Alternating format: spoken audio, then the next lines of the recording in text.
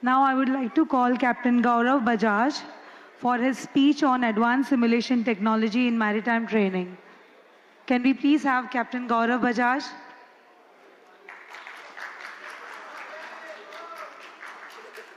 He is the Business Development and Product Lead at Wartsila. No. Chalo. Where's the... Oh, okay.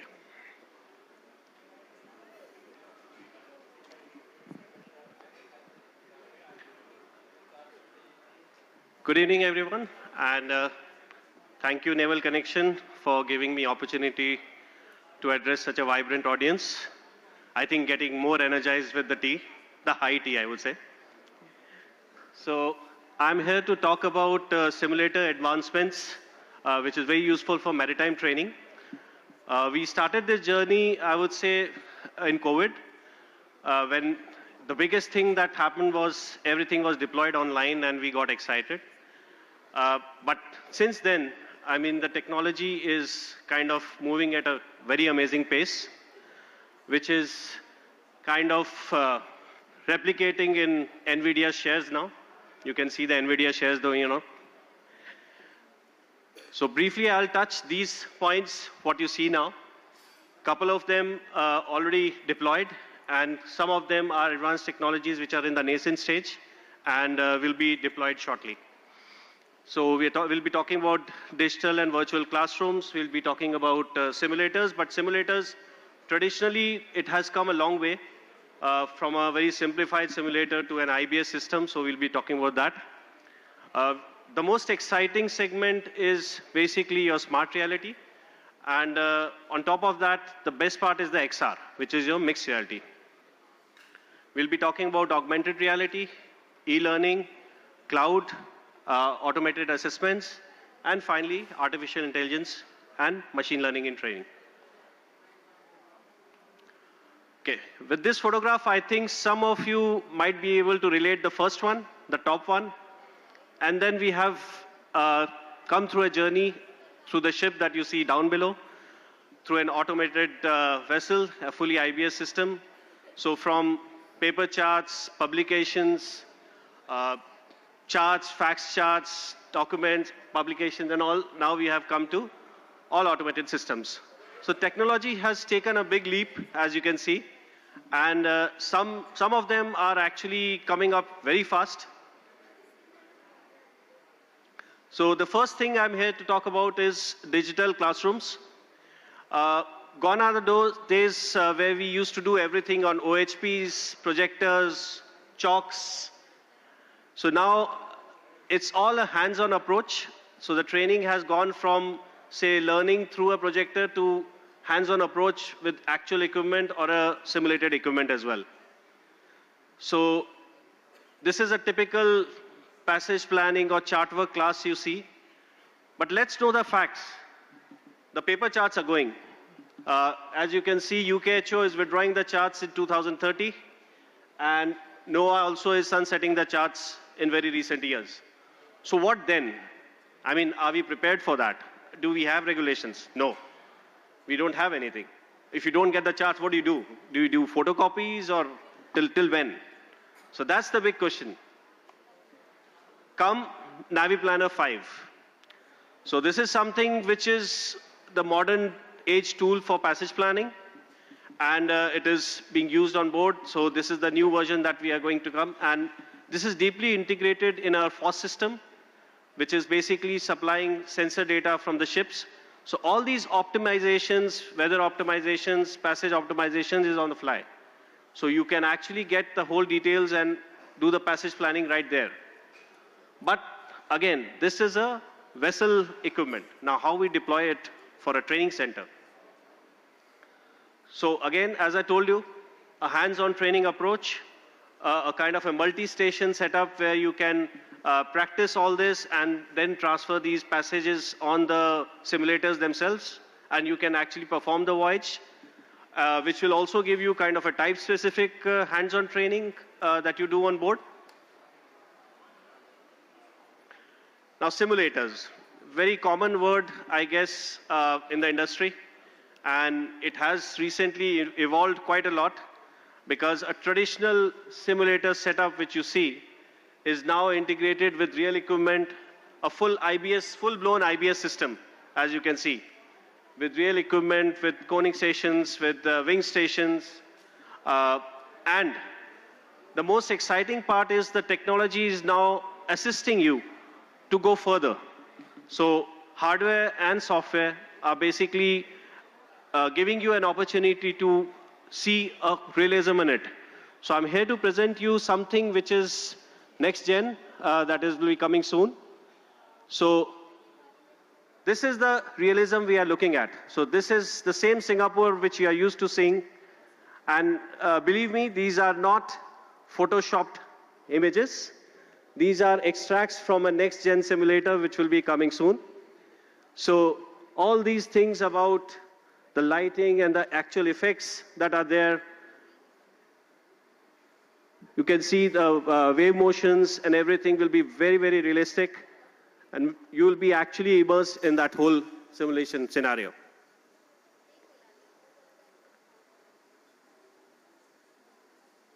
See the clarity, reflection.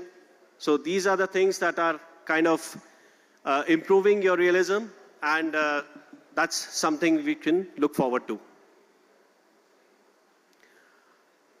When we talk about tech sim, we have been talking about alternate fuels, hydrogen, ammonia, methanol. So this is something which is will be most. I think the demand for training will be exponential in next 10 years or 20 years, for sure. Because these modules will come up and we need to train many people in short time. So this will be a classic use case for a cloud simulator, where actually more people can be trained on this rather than one-to-one approach.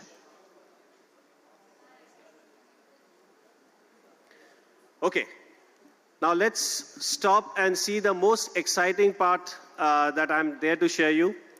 And these are actual use cases that we have deployed, and these use cases keep coming up. So XR solutions, XR stands, we have been used to virtual reality initially.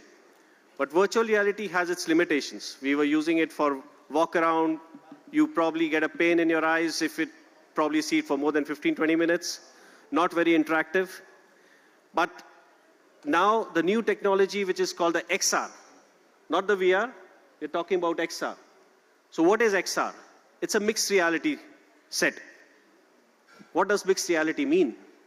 So it basically engages all kind of realities that are there in the system, and you can actually feel the hardware. There are cameras on the eye sets where you can actually see the hardware, you can feel the hardware, you can see even people in the scenario. And the moment you raise your eyes up, you are again engaged in the 360-degree virtual world. And these are very portable, easy to deploy. Just a simple stand you can see there, and you can just remove the top plate and again a new simulator. So from a bridge to a tug to a fast rescue boat, you name it. There are a lot of cases that are there, and I'm there to share some examples for that. So a classic bridge simulator that you're used to seeing it. So you can see these controls. Now these controls, only these controls are the real controls. Rest all what you see, the buttons are all overlaid on it. So it's a blank panel with nothing, with just a telegraph and a steering, nothing else. What you see here is actually overlaid on top of it, so it is blending the real world and the virtual world.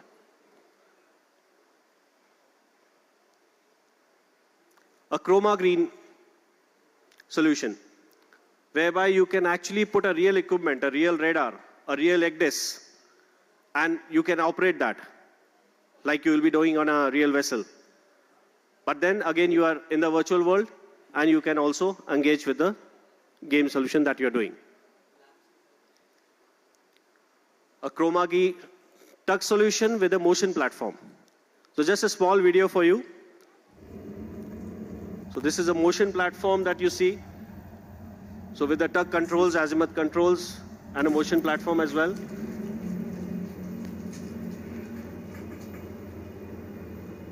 And And you can look at these controls. You don't have to feel it. Once you look down, you can actually see the real equipment there. These two tugboats are integrated with the 360. This is what he's seeing inside his headset. So you can see, he can see his hands right there, and he can operate the equipment. So there is no lag because he's using the actual azimuths. Some more examples. So these are real use case, they are real projects that are delivered across Europe, across US, and many places in the world. A lot of the big tech companies have taken it.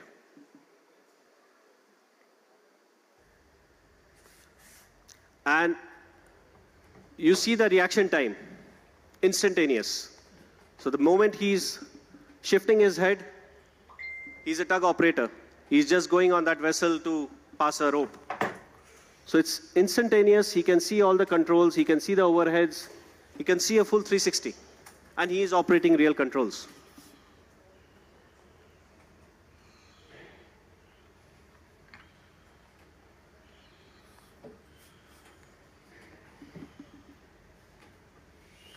C'est sympa à montrer des autorités parce que... Now let's talk about augmented reality. I'll just touch this in brief because the next speaker, Anshul, probably will be speaking more on this. So augmented reality cases relate to maintenance and repair training, where you can actually overlay a virtual world on a real equipment as well. And there can be information on it. So a kind of a virtual e-help, where you can undergo training on this. So these are the applications that you can think of. So real-time assistance, your technicians can use it for providing real-time help on it. There's interactive training for the user manuals, 3D kind of interactive user manuals. You open an electric panel and you will see all the points there inside it, and you will be able to interact with the equipment. But it's a real equipment. E-learning and cloud solution. Now, this is a word which is kind of very common to us during the COVID times. But again, we have really improved on the technology that is available on the cloud, and we were able to deploy all the simulators that you can think of online, and even your automated assessments. So all these automated assessments can take place.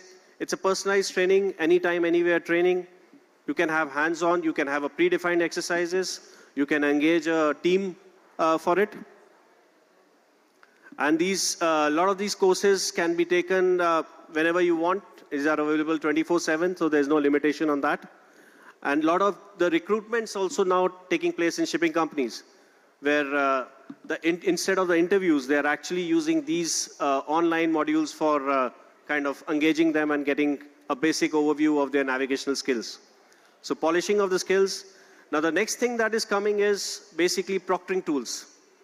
So monitoring, a layer of AI also is coming, which I'll touch upon in the last part of my presentation. Again, as I said, not an STCW requirement. So basically a non-STCW courses can be done here, but definitely we are looking at an amendment of STCW to engage these technologies, because there is a discussion in the focus group where these technologies will be actually included in the STCW guidelines. So these can be a part of a full suite of package which probably a training managers can engage upon. So as there was a question about hydrogen and all these fuels, alternate fuels, this will be, the cloud solution will be the best and the easiest method of deployment for these solutions. Now let's talk about online assessments and digital exams. Now again, digital examinations are also something which we have seen during the COVID times. But again, a lot of these advancements have taken place where all these proctoring tools, auto assessments have kind of helped the examiners to get their things in order. So an e-tutor is kind of a paper which you will make with all the parameters. So like ROR, maximum speed, distance off, all these things, basically what you think will be the focus part of the exercise. and you can create scripts for this, and even your automated assessments on it. So there will be definite objectives that will come into play. There will be task analysis that will take place during the exercise. There will be rule creation and rule action and the final report. So a sample of it. So a lot of these universities, big universities, are writing their own content because it's a self-help module. So they can write their own subject matter, they can write their own scripts, and these scripts will perform automatically. So there is no need of a person to actually do these situations or create these exercises because that takes time. Okay, the next gen technologies, we talk about AI, ML, a lot of these terms are coming into picture. We have started engaging on it for a training perspective, yes. Not very deep, I would say. It's still surface because the best test case, I would say, will be kind of a focused training. So basically, AI and ML will be actually helping you to focus on your key weakness areas. Nowadays, it's like a fixed set. You just give it, somebody performs. I know some questions are better, some questions are bad. But how about dynamic questions? I mean, the questions will pop up basis what you answer. So it's basically what if, what if, what if. It's like the next question that will come into picture. So applications, as I said, focused training, targeted training, a lot of adaptive systems which will come into picture, and then they can monitor, they can create a training profile of a person. So you will be able to see the weakness points in the report itself, which will be analyzed by the AI. And then again, predictive analysis, because a lot of these data has been collected now with a lot of these systems that are there, like FOSS system for us. And these are actually predicting the way things will behave. I mean, the failures, the preventive maintenance. And again, these same systems can be a test case which can be deployed across a simulator as well, or a training solution. So it's kind of like you talk about a digital twin, I would talk about a digital twin of the exact prediction module that you're using for the vessels, for performance, for GHG goals. Why not do it in the training itself?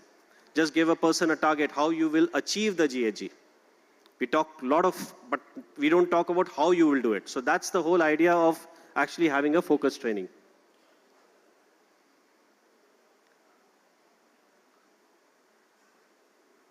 So just a brief thing, how the thing will look like. It will kind of analyze the question at every step of time. It will then again loop back to the algorithm, definitive, targeted, what are your weakness points. Then it will kind of throw up another question, then probably another one, till the time you actually clear that. So it could be used for training, it could be for assessment. So it's like there are two cases to it. So it's like creating a infinite series of questions for a person, or it is creating infinite scenarios of failures for a person as well. Okay, last part. So the last bit I'll come to is conclusions. Now, blended learning. We talk about blended learning. It's basically the teaching methodology or teaching technology that you'll use.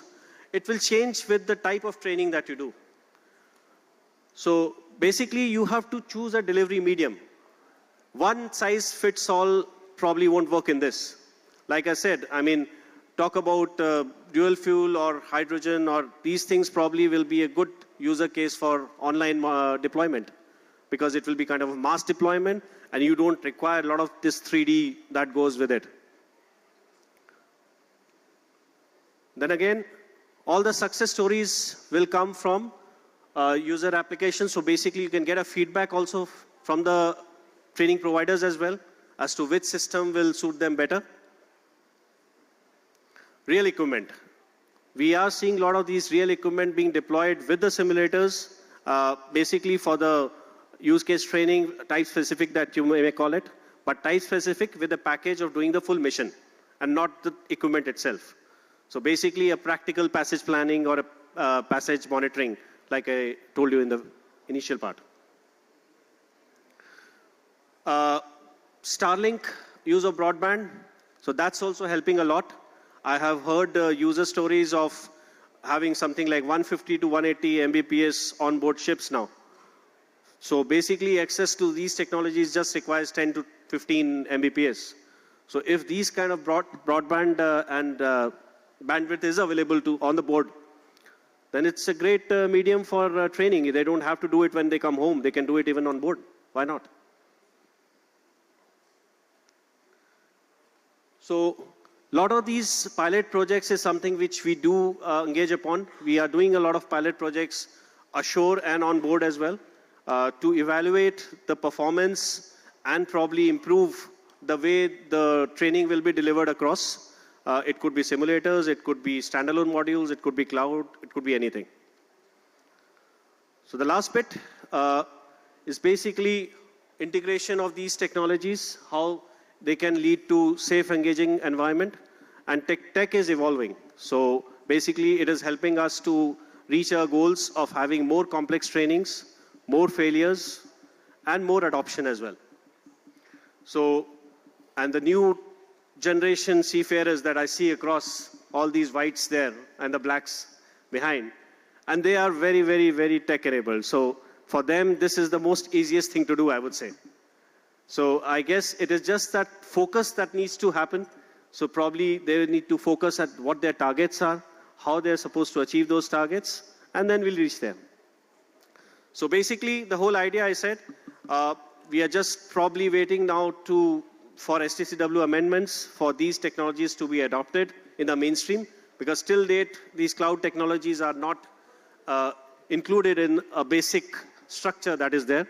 But I'm sure probably with the next amendments coming into play, we will have these technologies in the mainstream. Thank you very much. I'll be open to any questions that you may have.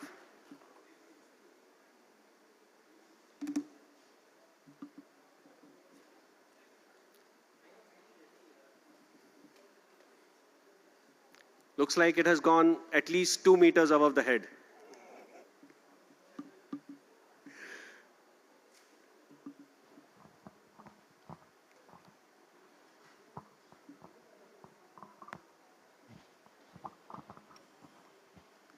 Thank you, Captain Gaurav. I seem to be the only one asking questions, but that's okay. Apologies if I'm taking all the time. But very exciting, and I look forward to on the 16th of October. Yes, 16th of October in Courtyard by Marriott, we are actually displaying these technologies, the XRs with your tug simulators, bridge simulator, chroma green, all these will be on display. And there is a Wartsila user conference on 16th of October, so everyone is invited. Right. And you can get in touch with me. I can give you the registration link. Okay. Once again, sorry, that was not the intention of my question, but that's good. I look forward to seeing that. But my question is, I know nearly all the simulators have some kind of assessment module built in for technical assessments. What is missing is behavioral assessment elements. I'm not aware if you're making any progress on that front. Yes, so we are kind of doing that with the Hawkeye and with the your eye tracking, all these things that are probably coming into mainstream. So these were kind of used mostly in the cloud so far. But again, the whole idea is to have the sensors in place, and for these, even for the XR technologies. So motion tracking, where you are looking at, how you are looking at, how much you are looking at. So this is a content that actually is being actually collected in that XR set. And this is being transmitted continuously on the main set, I mean the main machine that is there. So it's, as I said, the AI and ML part of it. So it's basically now the whole part is to write something to evaluate whether he did see this, he didn't see this. And what did he see, whether it was okay, not okay. All these things are the things that are actually in the pipeline, which we are doing it. And that can be very well achieved by these XR technologies. That's all I can say. Right, but not on the traditional cloud simulator that we have. External sensors do come in. Yes, sensors can be fitted. The optical sensors can be fitted. Multiple sensors can be fitted. It can be done. We have tried a couple of them. Yes, initially we had tried a couple of the static ones, but again, the field of view and the availability of multiple sensors is what we are looking at. Thank you. Anybody else? Thank you very much. Thank you, Captain Bajaj, for this insightful information. I would like to call upon Captain Vipin Talwar from Head of Business Development, RIA Marine, and Captain Shaukat to please come and give the memento.